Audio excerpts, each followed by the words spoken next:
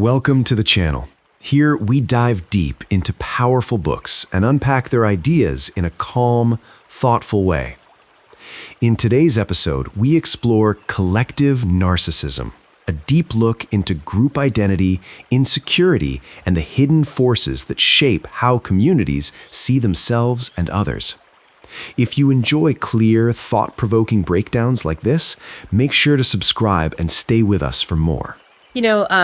You ever watch a massive crowd of people, maybe at a heavily charged political rally or a hyper-aggressive sporting event? Oh, yeah. Or even just diving into, a really toxic online forum. Exactly. And you find yourself just kind of wondering, how did we get here? How do thousands of perfectly normal, everyday individuals suddenly sync up? Right. And they act with this unified, almost, terrifying level of entitlement, resentment, and rage. It is arguably one of the most pressing psychological questions of our time. Yeah. And historically, we've tried to answer it by looking at the individuals themselves. We tend to assume that a destructive crowd is just a collection of individual toxic people. Right. If a group is acting narcissistic, there must just be a lot of clinical narcissists in the room. Exactly. That's the assumption. But what if that is entirely backwards? What if the psychological disorder we were looking for isn't actually inside the people? Which is a wild thought. Right. What if the disorder has infected the group itself? So welcome to this custom-tailored deep dive created specifically for you, the listener. It's a big topic today. It really is. Our mission today is to hand you a sort of psychological decoder ring. We are going to unpack the crucial and honestly often invisible difference between healthy group pride and a deeply destructive phenomenon known as collective narcissism. Yeah, and by the end of this, you'll hopefully have a totally new framework for understanding the extreme societal polarization, prejudice, and even political violence we see on the news every single day. So to build this framework, we are pulling our source material from a truly groundbreaking 2024 psychology book. It's an incredible piece of work. It is. It's called The Psychology of Collective Narcissism, Insights from Social Identity Theory. And it's written by Dr. Agnieszka Golec-de an associate professor at Goldsmiths, University of London. And what she presents in this research, it completely upends decades of conventional wisdom about what psychologists call in-group love. Yeah, and before we get into the mechanics of this, into the weeds, really, I think we need to set the tone. Definitely. That's important. Because the author uses some incredibly charged, heavy-hitting historical and political examples to prove her points. We are going to be looking at the psychology behind white nationalism, the rhetoric of Osama bin Laden, and the geopolitical posturing of nations like Russia. We are. And it is vital to be transparent with you from the jump here. We are exploring these specific examples purely as the author's scientific case studies. Right, purely scientific. Yes, we are maintaining strict impartiality. The goal here is not to pass political judgment, nor to, endorse or condemn any specific political ideology on the left or the right. Absolutely not. We are simply putting these movements under a psychological microscope to understand the hidden machinery operating right beneath the surface. So let's look at that machinery. I want to start with the definition itself, because collective narcissism sounds like a phrase you just throw around casually on social media, right? Yeah, to describe a rival sports fan base or something. Exactly. But in this text, it is a highly specific, rigid clinical concept. It's not just a group of people sitting around thinking, oh, we are the greatest. Not at all. That is a really common misconception. The actual definition of collective narcissism, it hinges on a very specific type of grievance. A grievance? Yes. It is the rigid belief that the exaggerated greatness of your group is not sufficiently appreciated by others. Okay, so the grievance is literally baked into the identity. Precisely. It is an entitlement to special recognition. And it's prominently coupled with this burning, obsessive resentment that the outside world is withholding that recognition. Wow. It's not just, we are the best. It is, we are the best, and you are actively disrespecting us by not bowing down to acknowledge it. That is such a heavy distinction. Where does this concept even come from? Did Dr. Golec-de just invent this out of thin air? No. She formalized the modern psychological model, sure, but the spark for her research came from an incredibly poignant moment back in 2005. Oh, really? What happened? Well, she was attending the Solomon Asch Center Summer Institute for the Study of Ethnopolitical Conflict in Philadelphia. That sounds intense. It was. This was a gathering of scholars, activists, and clinicians, and they were all trying to figure out how ethnic and national conflicts escalate into actual violence. Right. And during one of the sessions, a clinical psychologist named David Goodwin spoke up. Now, he worked directly with the victims of these horrific ethno-national conflicts. So he was working on the ground, seeing the literal fallout of this violence firsthand. Yes, exactly. And Goodwin made an observation that shifted everything for her. He pointed out that nationalism, which political scientists define as an orientation toward national dominance, it looks virtually identical to the diagnostic criteria for clinical narcissism. Wait, really? Identical. Virtually identical. You see the exact same obsessions with greatness, the exact same lack of empathy, and crucially, the exact same tendency to lash out and harm others when the ego is threatened. That is such a profound connection. I mean, it takes a disorder we usually confine to, like a therapist's couch, and it scales it up to a geopolitical level. It does. But the author also notes that the theoretical roots of this idea, they go much further back than 2005. Oh, really? How far back are we talking? Well, if we look at the historical precedent, we have to go back to the mid-20th century, specifically to the Frankfurt School. Oh, okay. Yeah, you had these towering philosophical and sociological figures like Theodor Adorno and Erich Fromm. Right, from the 1930s. Exactly. They were watching the rise of fascism in 1930s Germany.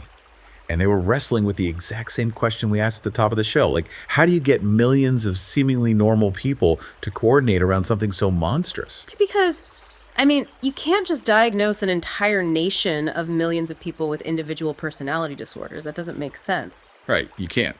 So Adorno started looking at the cultural tools the Nazis used to mobilize the masses. He paid special attention to things like the music of Richard Wagner, which was a massive feature of Nazi rallies. Oh, the huge sweeping orchestral stuff. Exactly.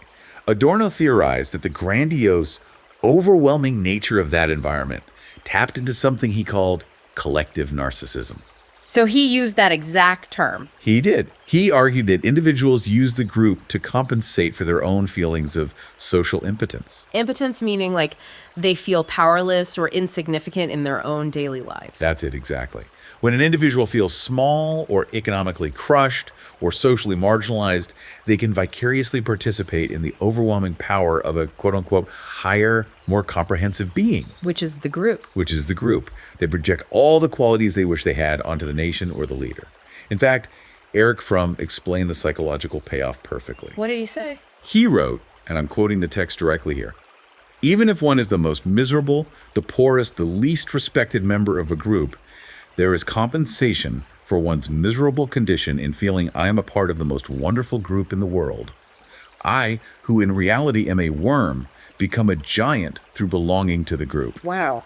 I, who in reality am a worm, become a giant through belonging to the group. It's a chilling quote, isn't it? It perfectly captures the transaction happening there. You trade your individual autonomy for a piece of the group's mythical greatness. Exactly. But, you know, taking a philosophical idea from the 1930s is one thing. Actually proving it empirically in a modern lab, that is another thing entirely. How did the author actually measure this to prove it's a real, testable, psychological phenomenon? This is where the methodology gets truly brilliant. Dr. Golik de Zavala literally took the established clinical tools used to diagnose individual personality disorders, tools like the Narcissistic Personality Inventory, and she just swapped the pronouns. Right, she just crossed out I and wrote my group. Essentially, yes. She created the Collective Narcissism Scale.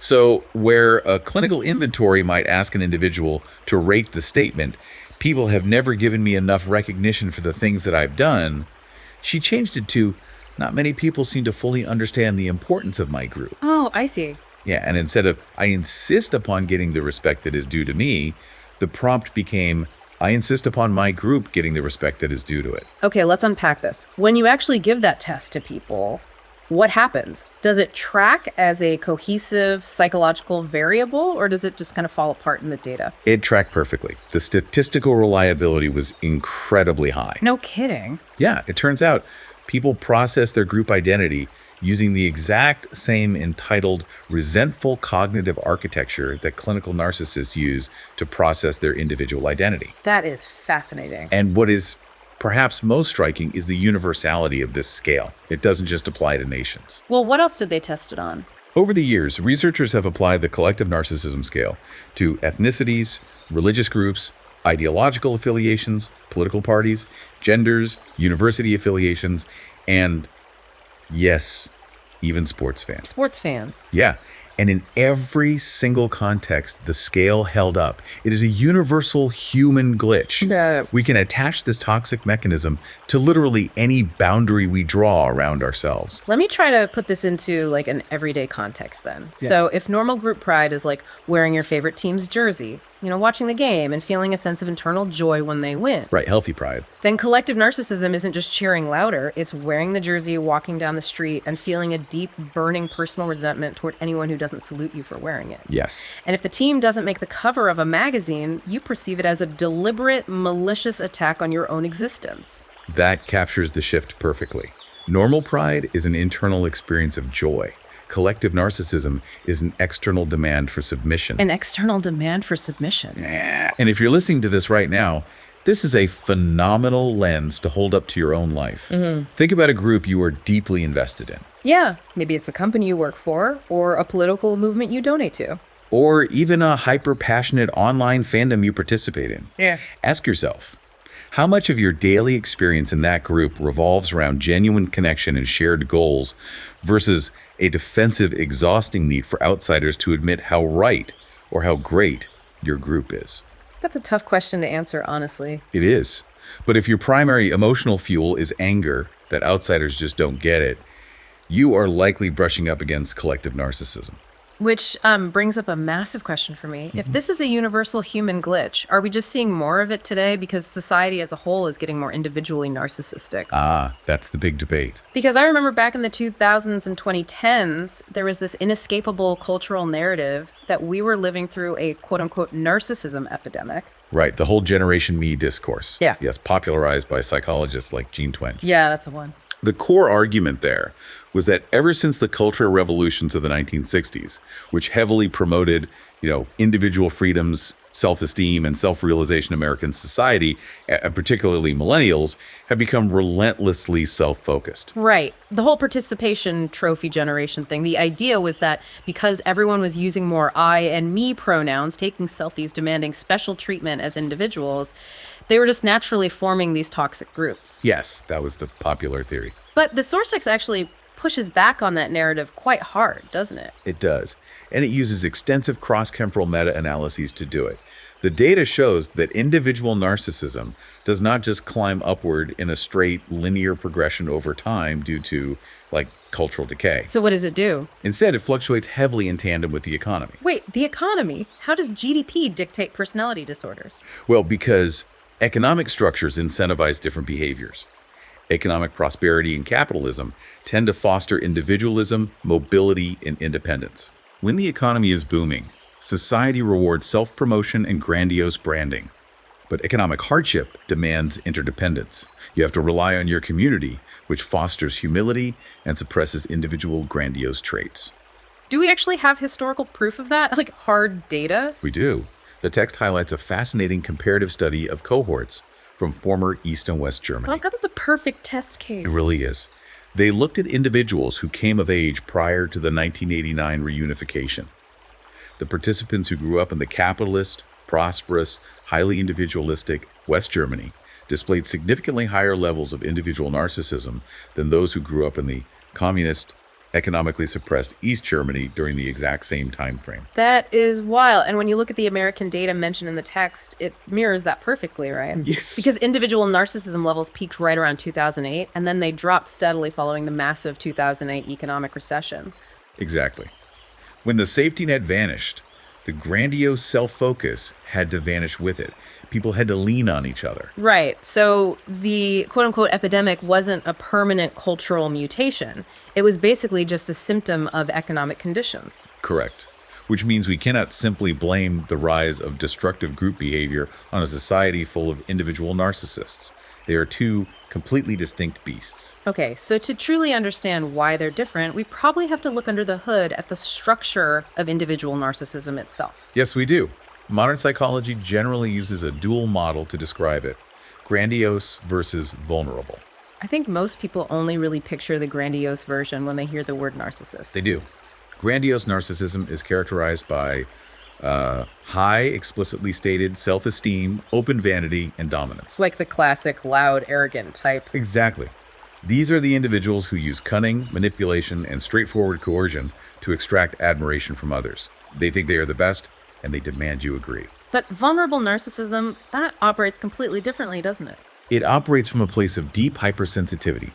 Vulnerable narcissists also feel entitled to recognition, but they pursue it through personal humiliation and suffering. Suffering? How does that work? Well, they are associated with shame, neuroticism, and a tendency to exaggerate their own disadvantages so they can perceive themselves as perpetual victims. Wow. Their underlying logic is basically, I have suffered more than anyone, therefore I deserve special treatment.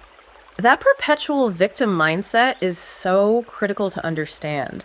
The text also mentions a trifurcated model, which essentially boils all individual narcissism down to 3 core traits. Yeah. You have agentic extroversion, which sounds like a jargon-heavy way of saying they actively go out of their way to seek admiration. Right. You have interpersonal antagonism, the entitlement, and the constant rivalry with others. And you have neuroticism, the fragile vulnerability. Exactly. But no matter which model you use, the defining feature of an individual narcissist is that they require constant external validation to function. Yes, they have an inherently antagonistic core.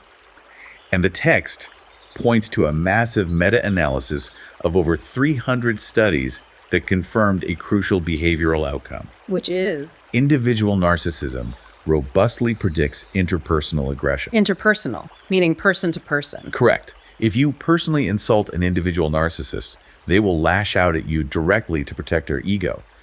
But, and this is perhaps the most important data point in the entire book, individual narcissism does not reliably predict intergroup aggression. Hang on, let's make sure we highlight that for a second. If an individual narcissist gets insulted, they fight back against the person who insulted them. Right. But they don't necessarily hate entire other demographic groups just for existing. Exactly. When researchers ran dozens of studies comparing individual and collective narcissism, they found that the correlation between individual narcissism and prejudice, meaning outgroup hate, is only 0.16. Wow. Which, in statistics, is incredibly weak. It's barely significant. However, the correlation between collective narcissism and prejudice is more than double that, at 0.33. That is a huge jump. It is. In fact, individual narcissism only predicts prejudice when it is directly linked to collective narcissism. The people committing acts of political violence or, spreading extreme prejudice online aren't doing it simply because they have an individual personality disorder. Right. They're doing it because they are infected with the group-level delusion of collective narcissism. And this leads to what I honestly found to be the most fascinating contradiction in the entire text. It's the difference in how these 2 types of narcissists actually treat the groups they belong to. Yes, the fair weather versus the diehard dynamic. Yes, because here's where it gets really interesting. An individual narcissist treats a group purely as an instrument for their own glory. Right. If the group is winning, they will loudly broadcast their membership, like, look at my amazing company. Doesn't it prove how amazing I am? Basking in reflected glory. Exactly. Right. But the very second that group faces a scandal or loses its prestige, the individual narcissist abandons ship. Yeah. They have zero loyalty. They will distance themselves immediately to protect their own pristine ego. They sever the tie without a second thought because the group is no longer serving their individual need for admiration. But collective narcissists do the exact opposite. They do. They are emotionally chained to the group. They literally cannot sever the tie because they have entirely invested their vulnerable self-image into the group's perceived greatness. So they're trapped. Completely. Yeah. Any attack on the group's image is processed as a literal existential threat to the individual. It's like, okay, an individual narcissist treats a group like they treat a rental car. A rental car. I like that. Yeah, like a high-end luxury rental car. Yeah. They'll drive it down the main street, rev the engine at red lights, make sure everyone sees them in it. But the second the engine starts smoking or it gets a dent, they toss the keys back to the rental agency and walk away. Not my car, not my problem. That is a highly accurate way to visualize it. But a collective narcissist treats the group like their own family name. They will violently, relentlessly defend the honor of that name against any outsider who questions it. And yet, and this is the darkest part, they will happily abuse their own family members behind closed doors if it ensures the public name stays pristine. Which brings us directly to the mechanism of why the author labels collective narcissism as a uniquely destructive form of in-group love. The ultimate tragedy of this phenomenon is that protecting the image of the group almost always comes at the direct expense of the actual people inside the group. That seems so counterintuitive, though. If someone is this fiercely obsessed with their group's greatness, wouldn't they want to protect their fellow members at all costs? Why do they end up hurting their own people? Well, because we have to remember that collective narcissism is not grounded in reality. Okay. The text describes it as a form of motivated social cognition. Let's unpack that term. What exactly motivates the cognition? The individual's own underlying feelings of low self-worth and vulnerability. The belief in the group's unrecognized greatness doesn't exist because it is objectively true. It exists specifically to serve as a psychological field. A shield against their own insecurities. Exactly. The collective narcissist is highly motivated to look at the world and arrive at two specific, non-negotiable conclusions. What are they? Number one, my group is exceptional but tragically victimized by a lack of recognition. And number two, any hostility I show toward outsiders is purely defensive and totally justified because the world is inherently biased against us. So they're basically just constantly scanning the horizon for disrespect. I mean, it must be an exhausting way to live. It results in a massive chronic hypersensitivity to threat. And the text details a specific experimental trigger used by researchers to observe this. It's called a misrecognition threat. Oh, this was the study with the Polish participants, right? Yes, exactly. I really want to dig into the methodology of this because it perfectly illustrates the fragility you're talking about. The researchers wanted to introduce a threat to the participants' national identity, but they didn't threaten them with, economic sanctions or physical danger. They purely threatened the image. Exactly. The researchers basically told these Polish participants, hey, we've collected data showing that foreigners frequently confuse Poland with Russia. They fail to recognize Poland's uniqueness, its cultural distinctiveness, and its separate history. And if you know anything about the deeply fraught, centuries-long historical relationship and conflict between Poland and Russia, you know that telling a Polish citizen they are indistinguishable from a Russian is the ultimate foundational slight. Massive. It is literally the erasure of their distinct identity. So what happened to the participants when they read this? Their levels of collective narcissism spiked immediately. They became intensely defensive of the national image. But even more revealing, their levels of individual vulnerable narcissism spiked in tandem. Oh. Yeah. The abstract threat to the group's image bled directly into their own individual psyches. They felt personally humiliated, shamed, and deeply frustrated by what was essentially just a geopolitical paperwork error. Because they are chained to the group. If the group is erased, they are erased. Precisely. But this leads to that ultimate betrayal we mentioned earlier. The text explicitly states that collective narcissists are negatively associated with solidarity and loyalty to their peers. This is the most insidious feature of the disorder. Collective narcissists will readily, even eagerly, sacrifice the health, welfare, and safety of their own in-group members if it serves to protect the grandiose fictional image of the group. How does that actually play out in a real-world scenario, though? Well, imagine a member of the group speaks out about internal corruption or points out a flaw in how the group is operating. A healthy group member would say, let's fix this so our group can be better. But to the collective narcissist, admitting a flaw destroys the illusion of unrecognized greatness. So instead of addressing the problem, the collective narcissist will viciously turn on the whistleblower. They attack the messenger. Always. Yeah. They will excommunicate, silence, or harm their own peer just to maintain the facade. They care solely about the idea of the group, not the actual breathing human beings who comprise it. We see this dynamically on a small scale all the time. Think about a local school board or a neighborhood HOA or a massive corporation. Have you ever watched a company actively cover up systemic abuse or silence victims purely to protect the brand? It happens far too often. It does. That is the exact mechanism of collective narcissism. The pristine image of the corporation is prioritized over the safety of the employees. But when you scale this up to the political level, the consequences become lethal. This is where the text brings in the concept of malignant normality, a term coined by psychiatrist Robert Lifton. Malignant normality. Yes. As we discussed earlier regarding the Frankfurt School, societies do not usually descend into extreme violence simply because a single maniacal dictator commands them to.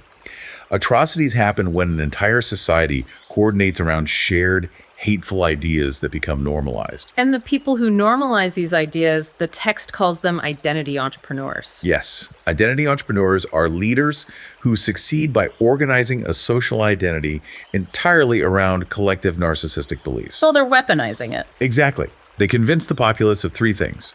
First, you deserve special privileged treatment. Second, nefarious outsiders are intentionally denying you that treatment. Right. And third, therefore, aggressive preemptive action against those outsiders is a righteous moral defense of your group's honor. The author provides a couple of highly charged, specific case studies to prove this point. And again, to you, the listener, we're looking at these strictly as psychological mechanisms. The author analyzes Osama bin Laden's infamous letter to America, which he wrote to justify the horrific violence of the 9/11 attacks. When you actually parse the rhetoric of that manifesto through this psychological lens, it is not driven by individual grandiose narcissism. Bin Laden is not demanding that people praise him personally as a god. No, he's not. The rhetorical framework of the letter is entirely grounded in collective narcissism.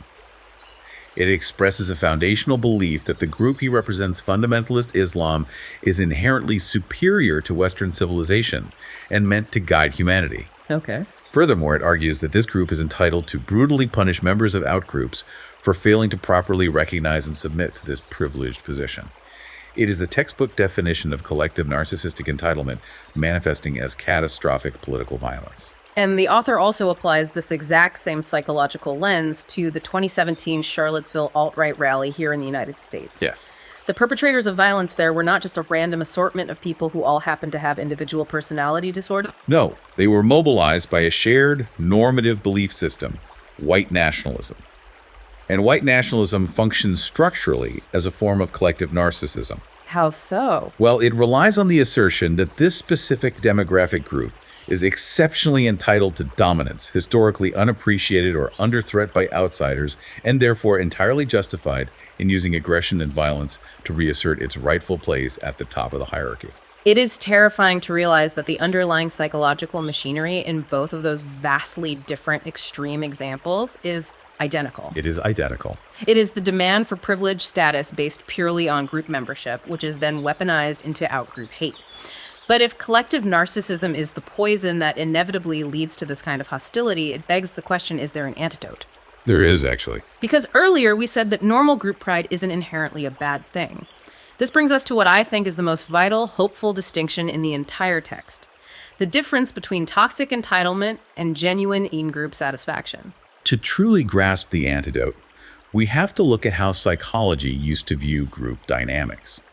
For decades, the prevailing framework was Henri Tajfel's social identity theory from the 1970s, and specifically, the self-esteem hypothesis.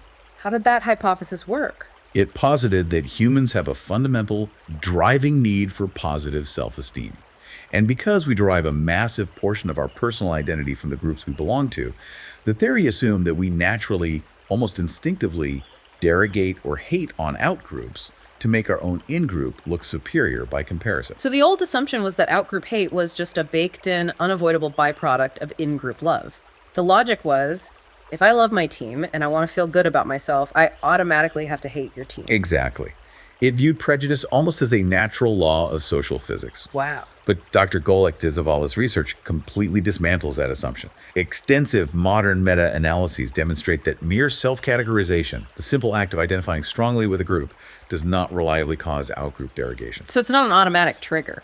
No, it's not. Furthermore, having low self-esteem only leads to outgroup hate if that low self-esteem is explicitly channeled through the mechanism of collective narcissism. So outgroup hate isn't a feature of group pride, it's a bug, a very specific infection. That's a great way to put it. And that brings us to the antidote, a concept the author calls in-group satisfaction. Let's define that clearly. In-group satisfaction is the healthy, secure, and unpretentious positive evaluation of your group. Unpretentious, I like that. Yes, it means feeling genuine happiness, pride, and satisfaction simply by belonging to the community. But crucially, This satisfaction exists entirely independently of what anyone else thinks. Right. It does not require outsiders to constantly validate it, and it does not harbor any feeling of entitlement to special privileges over other groups. I want to get into the statistical weeds on this for a second because the text describes something called the suppression effect, and it completely blew my mind. Oh, it's fascinating. How do researchers actually separate toxic narcissism from healthy satisfaction when they are surveying people? Like, practically speaking. A brilliant piece of statistical nuance. In a standard survey, collective narcissism and in-group satisfaction often heavily overlap. Why is that? Because on a surface level, they both involve thinking highly of your group. If a researcher asks two different people, "Do you love your country deeply?" both the collective narcissist and the genuinely satisfied citizen will check the box that says yes. Right, because the narcissist thinks their country is the greatest on earth, and the satisfied citizen just genuinely loves living there. Exactly. But through advanced statistical modeling, researchers can separate the overlapping variants. They can effectively mathematically isolate the pure narcissism from the pure satisfaction. That is so cool. And when they do that, the results are staggering. The two traits predict the exact opposite behaviors. Let's look at the dark side first. When you isolate the narcissism, When you isolate residual collective narcissism, which means you are looking purely at the entitlement, the resentment, and the need for external recognition, entirely stripped of any genuine satisfaction or joy, it robustly predicts a whole host of negative outcomes. like what? It predicts intense prejudice, outgroup hate, a high susceptibility to believing in conspiracy theories, hostile attribution bias, anti-science beliefs, and zero-sum thinking. It predicts a worldview entirely based on threat and hostility. But when you flip the model and you look at residual in-group satisfaction, And when you isolate the genuine pride and joy of belonging, completely stripped of the narcissistic entitlement, it predicts the exact opposite. really? Yes. High in-group satisfaction predicts a strong tolerance for outgroups, Yeah. a higher sense of personal agency and control, high positive emotionality, and excellent overall psychological well-being. It literally acts as an emotional buffer against hostility. This is why the author stresses that we have to be so incredibly careful about the language we use regarding group identity. If we mistake collective narcissism for genuine in-group love, we might inadvertently encourage prejudice by telling people to be more patriotic or be a fiercely loyal team player, when what they're really doing is just feeding their group's fragile ego. Exactly. Genuine in-group satisfaction doesn't need to push anyone else down into the mud in order to feel secure. It's the difference between internal value and external validation. So what does this all mean? Let me try to frame this with another analogy, moving away from the sports teams. Let's talk about personal finances and security. Okay, let's hear it. In-group satisfaction is like putting steady money into a high-yield savings account. It builds your internal security, it gives you peace of mind, and you don't really care if anyone walking down the street knows how much money is in your bank account. The value is internal. It keeps you safe. A solid foundation that doesn't require public performance. I love that. Exactly. But collective narcissism is like taking out a massive high-interest loan that you can't afford just to buy a flashy sports car. Oh boy. You look incredibly wealthy to the neighbors. You demand that they stare at you when you drive by. But internally, you are terrified. You are constantly on the verge of bankruptcy. So if a neighbor even looks at the car the wrong way or points out a scratch on the paint, you lash out with intense hostility because their lack of respect threatens to expose how fragile your entire existence actually is. That is a phenomenal way to illustrate the underlying vulnerability. The collective narcissist's love for the group is entirely contingent on the neighbor's validation. And if the neighbor refuses to validate it, the resulting anger is viewed not as unhinged aggression, but as a completely justified defense of the group's honor. It's exhausting just trying to imagine navigating the world with that level of constant simmering grievance. Which brings us to a crucial dynamic. Understanding this dual nature of group love the toxic loan versus the healthy savings account explains how large-scale societal crises can so easily push an entire culture toward the dark side. They absolutely do. But crucially, it also shows us how we might be able to pull it back. Yes. Societal crises act as massive accelerants for this psychological machinery. To demonstrate this, the text breaks down a fascinating 6-wave longitudinal study. Oh, the COVID study. Yes. This was conducted over a 12-week period right at the onset of the COVID-19 pandemic in 2020.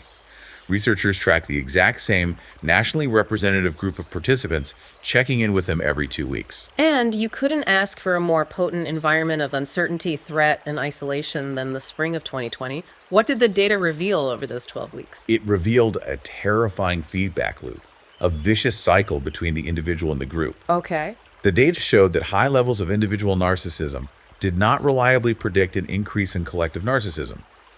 But the reverse was true.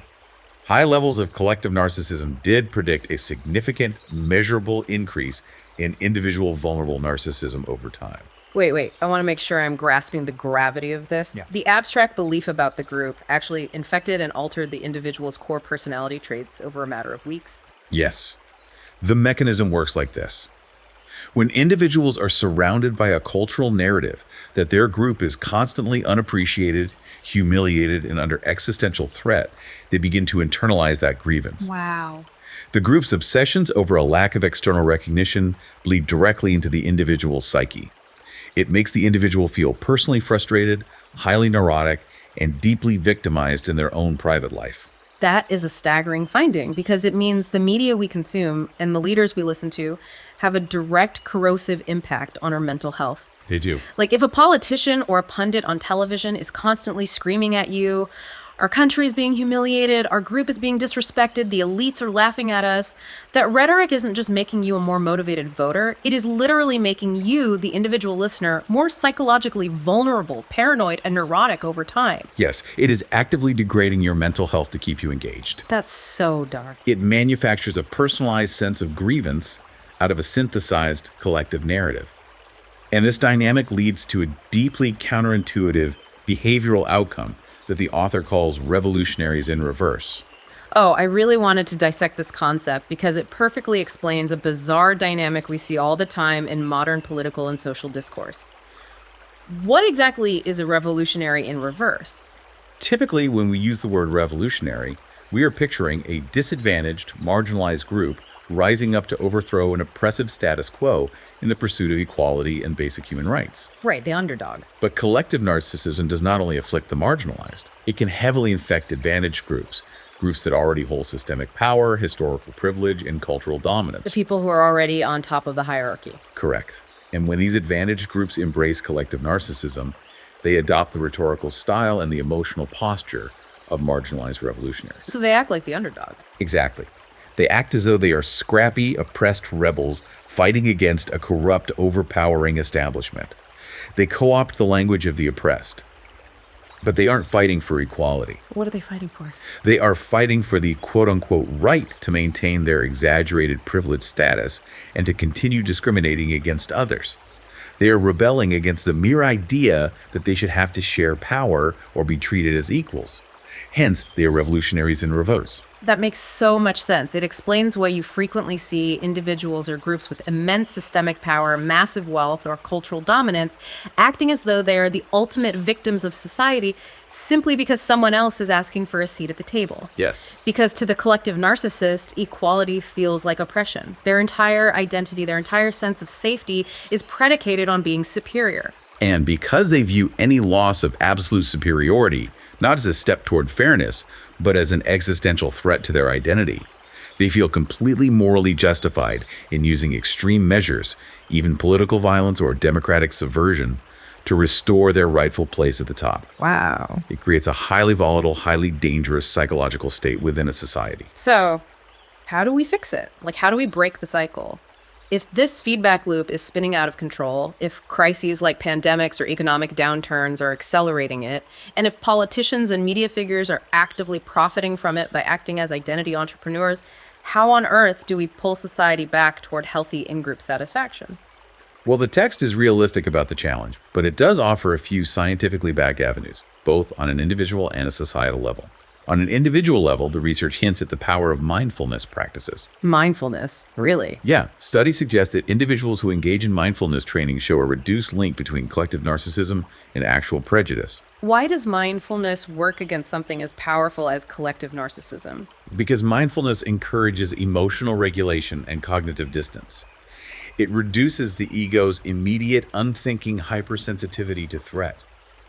It allows the individual to observe the feeling of grievance without immediately reacting to it with hostility. Ah, so it's like taking a breath, acknowledging the scratch on the sports car, but realizing you don't actually need to burn the neighbor's house down over it.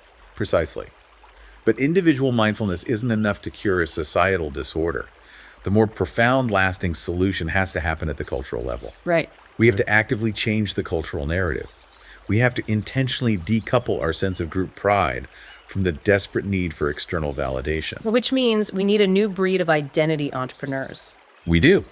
If the leaders in our society, whether that's a CEO managing a company, a community organizer running a local initiative, or a president leading a nation, if they choose to emphasize positive codependence, shared belonging, and the internal value of the community, rather than constantly obsessing over external enemies and perceived slights, we can curb both individual and collective narcissism. That's a huge shift. The narrative has to fundamentally shift. It has to move away from we are the absolute best and everyone must bow to us, and toward we are a valuable, resilient community and we find our strength in supporting each other, regardless of what the outside world thinks. That is such a powerful, actionable takeaway. And I think this brings us right back to you, the listener, and the world you navigate every single day. It really does. Think about the environments you exist in. Look closely at the leaders in your life, your boss at work, the politicians you vote for, the media figures you listen to on your commute, even the influencers you follow on social media. Apply this filter to them. Are they stoking a constant demand for external validation? Are they perpetually telling you that your group is being disrespected, that you are a victim, and that you should be angry about it? Or are they building a sense of secure, non-narcissistic belonging? Are they fostering in-group satisfaction? It is a vital protective filter to apply to the information you consume. Because as the data from that 2020 longitudinal study shows, participating in a collective narcissistic narrative doesn't just harm the outsiders you are taught to hate. It actively degrades your own psychological well-being. Right. It makes you more vulnerable, more neurotic, and less secure over time. Let's quickly summarize the incredible journey we've been on today. Yeah. We started by looking at a radical idea sparked at a 2005 conflict resolution seminar, right? Yes. The idea that the diagnostic criteria for clinical individual narcissism, the entitlement, the lack of empathy, the desperate demand for recognition, can perfectly map onto an entire group, nation, or fan base. And then we explored the history of this concept, tracing it back to the Frankfurt School's attempts to understand authoritarianism in the 1930s. And we saw how modern researchers like Dr. Golek de Zavala have rigorously quantified it using the collective narcissism scale. We learned the vital distinction between individual narcissism, which primarily drives interpersonal aggression, and collective narcissism, which is the true engine behind intergroup hostility, prejudice, and political violence. We saw how collective narcissists are chained to the group's image, hypersensitive to any misrecognition threat, and terrifyingly willing to betray their own peers just to protect the facade of greatness. And we completely reframed our understanding of in-group love, learning that genuine in-group satisfaction is actually a powerful emotional buffer that promotes tolerance, agency, and well-being. Exactly. It is only when that pride becomes contingent on external validation and entitlement that it morphs into the destructive force of collective narcissism.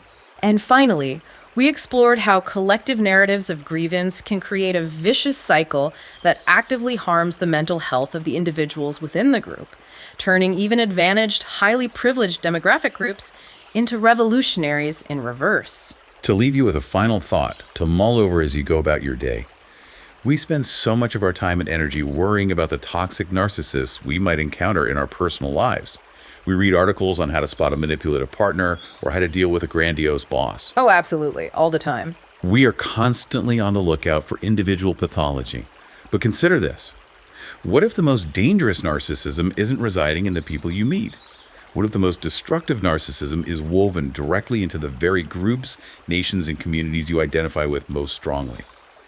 The next time you feel a massive surge of anger or righteous indignation on behalf of your group, take a moment to pause and ask yourself, are you truly defending the well-being of your community? Or are you just feeding a fragile collective ego? That is such a profound question, and it brings us right back to the question we started with. We like to think of societal problems as easily identifiable external issues, like pointing an X-ray at a broken arm. But when the psychological disorder is in the water we're swimming in, when the narcissism has infected the very jersey we are wearing, the diagnostic landscape gets a lot harder to navigate. It does. But hopefully, with the framework we've unpacked today, you now have the tools to see it clearly. Thank you so much for joining us on this deep dive. Keep questioning the narratives around you, take a hard look at your own group attachments, and we'll see you next time.